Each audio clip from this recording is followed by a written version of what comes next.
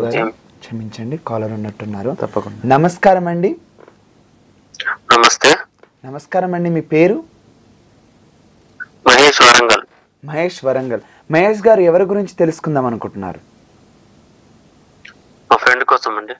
Okay Mahesh గారు, మీ friend యొక్క పేరు చెప్పరా? దీప్తి. దీప్తి. దీప్తి గారి బర్త్ డేట్ చెప్పరా? September 19th 96. September 19th 96. 96 6 PM. 6 PM.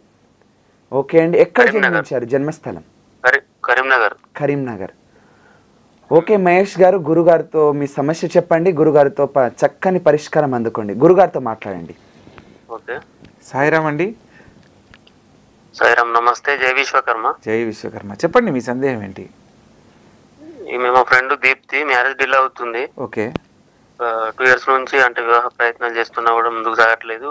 మరి గ్రహస్థితి ఆటంకాలు ఏంటివి, రెమెడీస్?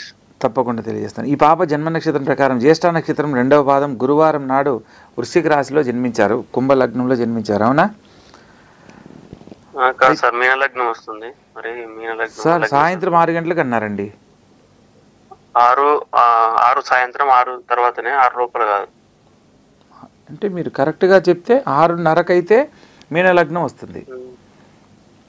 అంటే జస్ట్ 6 2 3 నిమిషాలు అట్లా. మొత్తానికి అయితే 6 ఆఫ్టర్ 6. ఆఫ్టర్ 6 అంటే ఇప్పుడు 6:30కి అయితే మనకు మీన లగ్నం వస్తుంది. లగ్నంలో శనికేతువులు ఉన్నారు, సప్తమంలో రాహువు మరియు రవి గ్రహ సంచారము. చంద్రలగ్నాతో కనుక పరిశీలిస్తే సప్తమాధిపతి అయిన శుక్రుడు భాగ్యస్థానంలో లగ్న షష్టాధిపతితో కలిసి ఉన్నాడు. శుక్రమంగళ యోగం అంటారు. కానీ ఈ యొక్క జాతకరీత్యా ఇప్పుడు ప్రస్తుతం 2022 మార్చి నుంచి 2025 మార్చి వరకు శుక్రమహర్దశలో రాహు యొక్క అంతర్భుక్తి జరుగుతుంది.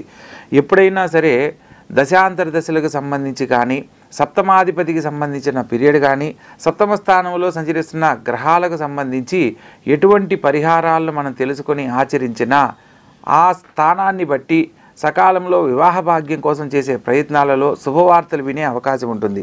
ప్రస్తుతం శుక్రమహర్దశలో రాహు యొక్క అంతర్భుక్తి జరుగుతుంది కాబట్టి రాహుకి ప్రత్యధి దేవత అయిన దుర్గాదేవిని ఆరాధించడము, ప్రత్యేకంగా శనివారం నాడు రాహుకాల దీపంతో అమ్మవారిని ఒక 18 శనివారాలు రాహుకాల దీపంతో ఆరాధించాలి.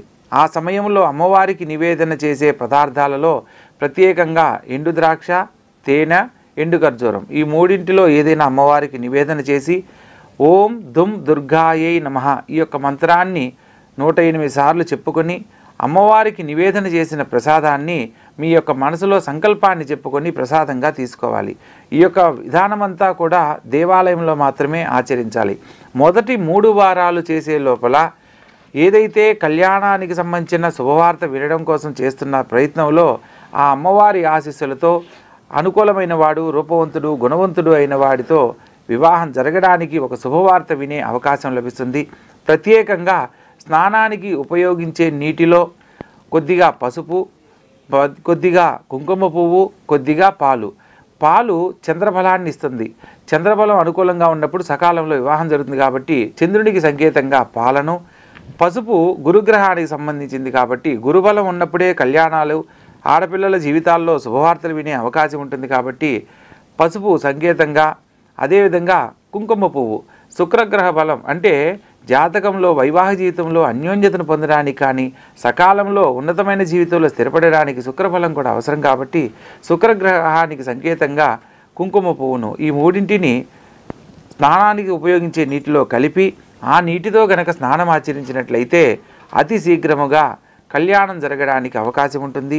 ఇలా చేయడం ఎందుకు గురుగారని మీకు కనుక సందేహం ఉన్నట్లయితే కళ్యాణానికి ముందు హల్దీ బాత్ అని చేస్తూ ఉంటారు. దాన్ని మంగళ స్నానం అని అంటారు. అంటే ఎటువంటి అమంగళాలనైనా తొలగించగలిగిన విధానం అన్నమాట. అందుకని కళ్యాణానికి ముందు ఈ యొక్క మంగళ స్నానం ఆచరించడం వల్ల వివాహం పూర్తయ్యేంత వరకు ఎక్కడా ఏ సమస్యలు లేకుండా ఉండడానికి అని మనకు శాస్త్రం తెలియజేస్తుంది. అదేవిధంగా ఎవరైతే ఈ యొక్క మంగళ స్నానాలను కంటిన్యూగా ఆచరిస్తూ ఉంటారో వారికి 21 రోజుల్లో కళ్యాణానికి సంబంధించిన శుభవార్త వినే అవకాశం ఆ భగవంతుని అనుగ్రహంతో లభిస్తుంది. కాబట్టి చక్కగా ఆచరించమని చెప్పండి. వివాహ జీవితానికి సంబంధించి మంచి జీవితంలో స్థిరపడే యోగ్యత ఉంది అని తెలియజేయండి.